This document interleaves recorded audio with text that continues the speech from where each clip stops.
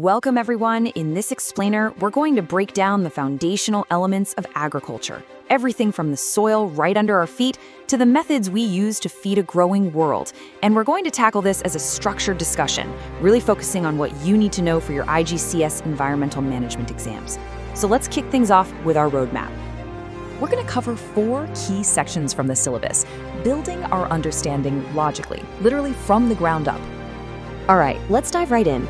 To even begin talking about agriculture, we have to understand what soil actually is. And believe me, it's way more than just dirt.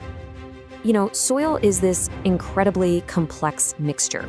If you look at this chart, you'll see it's about half mineral particles and the other half is just pore spaces, gaps filled with air and water. Then there's that small but absolutely vital slice of organic matter. Okay, that makes sense. But where do those mineral particles even come from to begin with?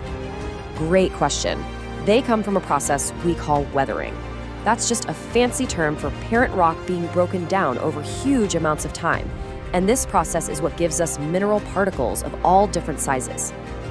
So we classify that mineral part by size into 3 groups: sand, silt, and clay. As you can see, sand particles are the biggest and clay particles are absolutely tiny. And I'm guessing that size difference is a huge deal, isn't it? It must affect how the soil feels and acts. This definitely seems like a key point for any comparison questions on an exam.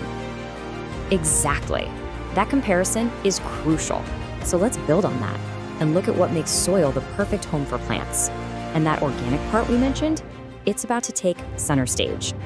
See, organic matter gets broken down by decomposers, and they create this nutrient-rich stuff called humus. The big players here are earthworms, fungi, and bacteria, and they each have a really specific job to do to release those key nutrients. So they're like a little team, all working together to get nutrients ready for the plants. Okay, let's circle back to the particle types. From a farmer's point of view, how does sand and clay stack up against each other? Now, this is a classic exam comparison.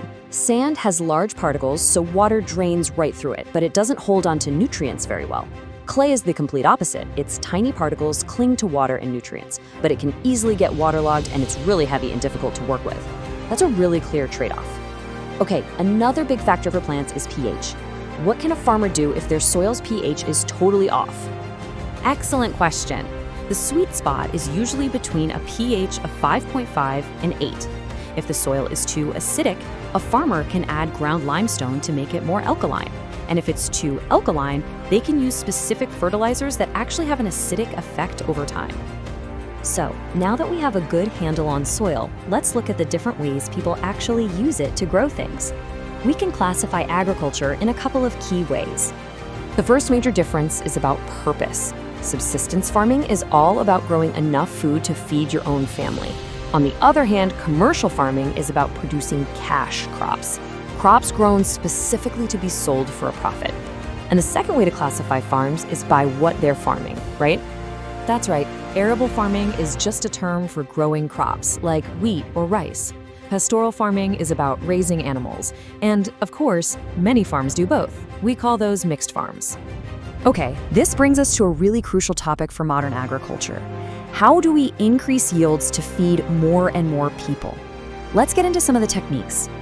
One of the most traditional and sustainable methods is something called crop rotation. By planting a different crop in a field each year, farmers can manage the soil's nutrients naturally and also break the life cycles of pests and diseases. That makes a lot of sense, but what about more direct ways to add nutrients, like fertilizers? Right, fertilizers. They add key nutrients, usually nitrogen, phosphorus, and potassium, or NPK. Organic ones are natural, like manure, but they aren't very precise. Inorganic fertilizers are manufactured to deliver exact nutrients, but they can cause big environmental problems, like leaching into waterways. And of course, the other critical ingredient is water. What are the common ways farmers irrigate their fields? The methods really vary, from simply flooding a field, which is pretty inefficient, to these highly controlled trickle drip systems that deliver water right to the plant's roots.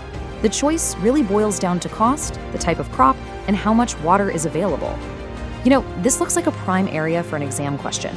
A good tip here would be to be ready to compare the pros and cons of these methods, especially thinking about water conservation. And beyond those basics, technology plays a massive role. Mechanization with things like tractors increases efficiency, while selective breeding and GMOs actually improve the crops and animals themselves. Wow. And with controlled environments like greenhouses, farmers can pretty much ignore the climate outside entirely.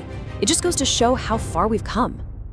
Looking at all this, it's so clear that managing our land and increasing food production is this incredibly complex balancing act between science, technology, and just being good stewards of the environment.